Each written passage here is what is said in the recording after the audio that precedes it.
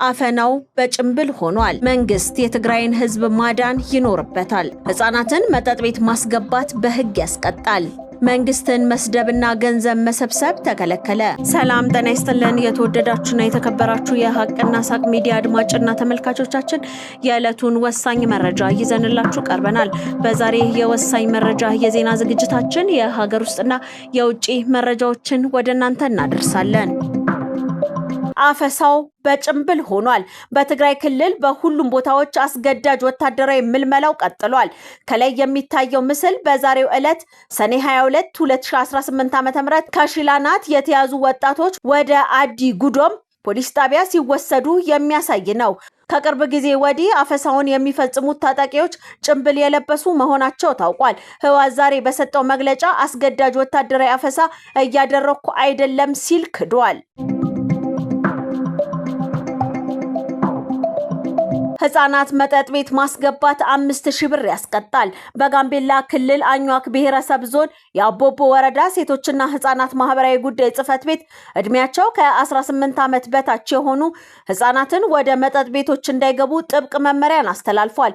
የጽህፈት ቤቱ ኃላፊ ወይዘሮ አሊዊ ኡጁሉ እንደገለጹት ከሆነ መመሪያውን ተላልፎ ህፃናትን ባስገቡ የመጠጥ ቤት ባለቤቶች ላይ የ5000 ብር የገንዘብ ቅጣት ይጣላል። በተጨማሪም ወላጆች ህፃናትን ጫትና አልኮል ለመግዛት እንዳይልኩ የተከለከለ ሲሆን የአልኮል መጠጥ ከመጀመሪያው ጠብታ ጀምሮ በጉበት በልብና በደም ስር ጤና ላይ ከፍተኛ ጉዳት እንደሚያስከትልም ጥናቶችን አክለዋል። ኢትዮጵያ ያለባትን የ1 ቢሊዮን ዶላር የውጭ ዕዳ ለመክፈል ከአበዳሪዎቿ ጋር ስምምነት ላይ ደረሰች። ኢትዮጵያ ከዓለም አቀፍ የግል አበዳሪዎች ተበድራ የነበረውን 1 ቢሊዮን ዶላር በወቅቱ መክፈል አቅቷት የነበረ ቢሆንም አሁን ግን ዕዳውን የምታቀልበት የመጀመሪያ ደረጃ ስምምነት ላይ መድረሷን የገንዘብ ሚኒስቴር አስታውቋል። ኢትዮጵያ ከነበረባት 1 ቢሊዮን ዶላር ላይ የ12 ከመቶ ቅናሽ የተደረገላት ሲሆን በዚህ መሰረት የምትከፍለው ዕዳ ወደ 880 ሚሊዮን ዶላር ዝቅ ብሏል።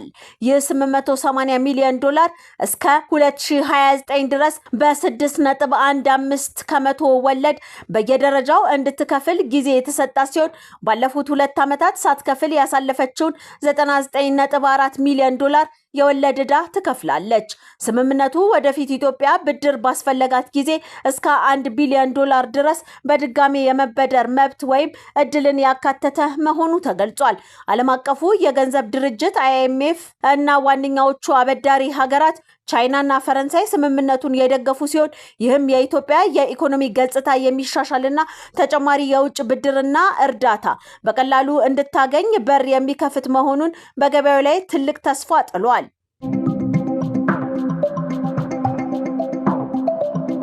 ኢትዮጵያ በጃፓን፣ ደቡብ ኮሪያና ኢንዶኔዥያ አዳዲስ የባህር ትራንስፖርት መስመሮች ጀመረች። የኢትዮጵያ የባህር ትራንስፖርትና ሎጂስቲክስ አገልግሎት በበጀት ዓመቱ ወደ ጃፓን፣ ደቡብ ኮሪያና ኢንዶኔዥያ አዳዲስ የጉዞ መስመሮችን በመክፈት የንግድ ትስስሩን እያጠናከረች እንደምትገኝ ታውቋል። የተቋሙ የኮርፖሬተር ማርኬቲንግ መምሪያ ኃላፊና የኮርፖሬት ኮሚኒኬሽን ተወካይ አቶ ደምሰው በንቲ በኢንዶኔዥያና በጃፓን መስመሮች ላይ ከባድ ማሽነሪዎችን፣ ተሽከርካሪዎችንና የኮንስትራክሽን መሳሪያዎችን የማጓጓዝ ስራ በስፋት እየተከናወነ መሆኑን ለጋዜጣ ፕላስ ገልጸዋል። ኃላፊው አክለውም ወደፊትም የደንበኞችንና የሀገሪቱን ጥቅም ማዕከል ያደረጉ አዳዲስ መዳረሻዎችን የማስፋፋት ስራዎች ተጠናክረው እንደሚቀጥሉም አረጋግጠዋል።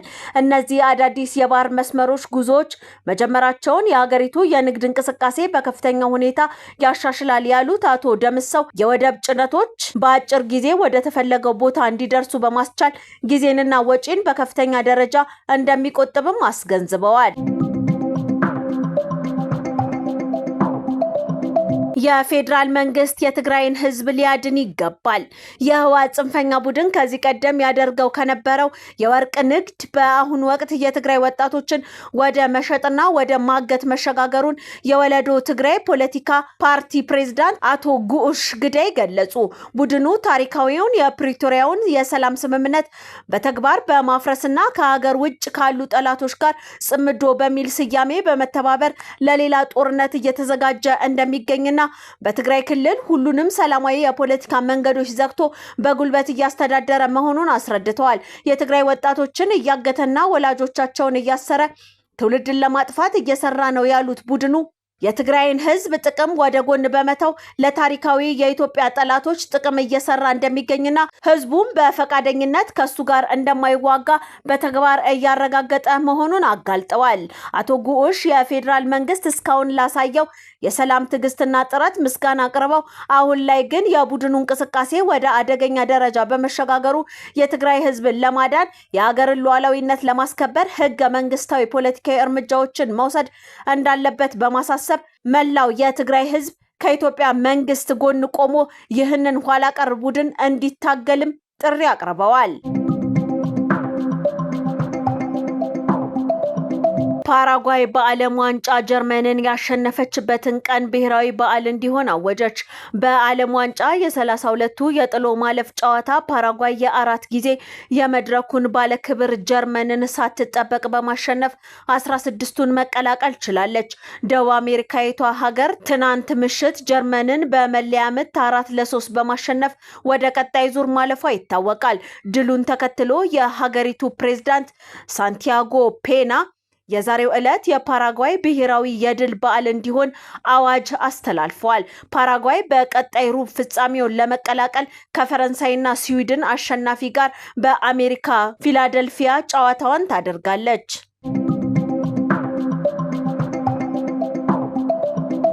ራሴን ችዬ እዋጋለሁ። እስራኤል የእስራኤል መከላከያ ሚኒስተር ከኢራን ጋር ዳግም ወደ ጦርነት በቀናት ውስጥ ልንገባ እንችላለን ብለዋል።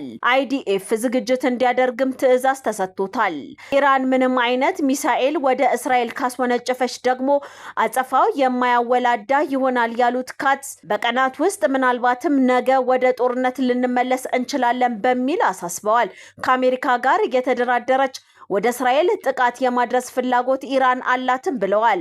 እስራኤል ካትስ ኢራን ጥቃት ካደረሰች ሶስተኛው የኢራን ጦርነት ይሆናል፣ ነገሩ እጅግ ግልጽም ነው በሚል አጽንኦት ሰጥተውበታል።